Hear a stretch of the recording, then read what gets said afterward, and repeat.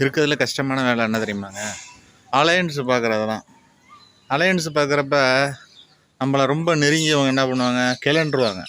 கஷ்டப்பட்டு நீங்கள் ஒரு அலையன்ஸை பார்த்து முடிச்சிருவீங்க. கல்யாணம்லாம் ஆகிடும். ஆனதுக்கப்புறம் நல்லா இருந்துட்டாங்கன்னு வைங்களேன். நான் அப்போவே நினச்சேன், யார் இந்த ஒதுங்கிக்கிட்டாங்க பாருங்களேன், அவங்களாம் என்ன சொல்லுவாங்கன்னா, நல்ல இடம்னு அப்பயே எனக்கு பட்டுச்சு நினச்சேன் அப்படிம்பாங்க.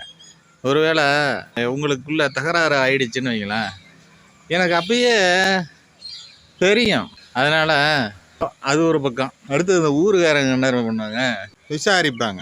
மாப்பிள்ளை வீடையோ பொண்ணு வீடையோ ஊருக்குள்ளே போய் விசாரிப்பாங்க. விசாரிக்கிறப்ப, ஏங்க அந்த பையன் எப்படிங்க, இல்லை அந்த பொண்ணு எப்படிங்க அப்படின்னு கேட்குறாங்கன்னு வைங்களேன்.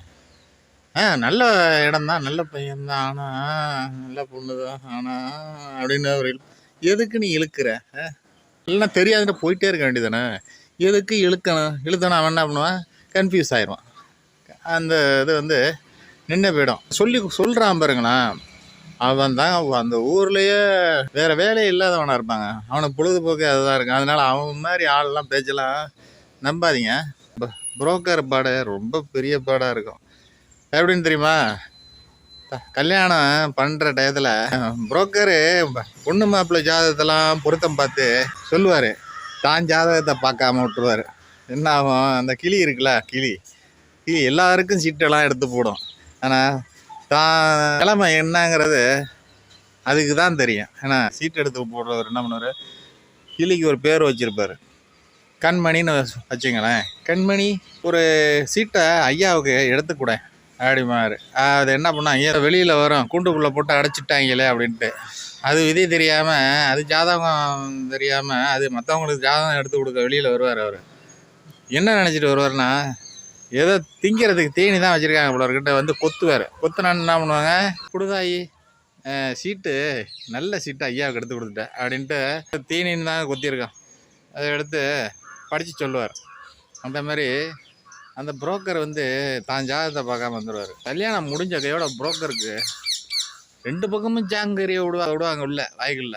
இடையில கேப்பு கிடச்சின்னு வைங்களேன், மைசூர் பாக்கு உள்ளே போவோம், முட்டை கொடுக்குறது மாரி. அந்த மாதிரிலாம் எல்லாம் நடந்துகிட்டு இருக்கு. அதே மாதிரி அந்த ஸ்வீட்டை சாப்பிட்டதில் சுகர் தாங்க முடியாமல் போய் ஹாஸ்பிட்டலில் இருப்பார்.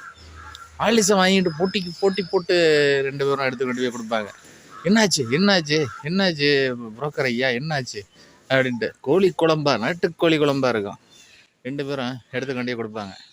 ஆனால் ஒரு 4 மாதம் கழித்து நாட்டுக்கோழி கொண்டாந்து கொடுத்தவங்க பிரச்சனைன்னு வரப்போ நெட்வாக்லி ஆயிடுவாங்க. அப்புறம் புரோக்கரு டார்ச்சர் தாங்க முடியாமல் நாட்டுக்கோழியா நெட்வாக்லியான்னு குழம்ப ஆரம்பிச்சிடுவார். இந்த மாதிரிலாம் சம்பந்தம் போடுறதுனா சாதாரண இல்லை.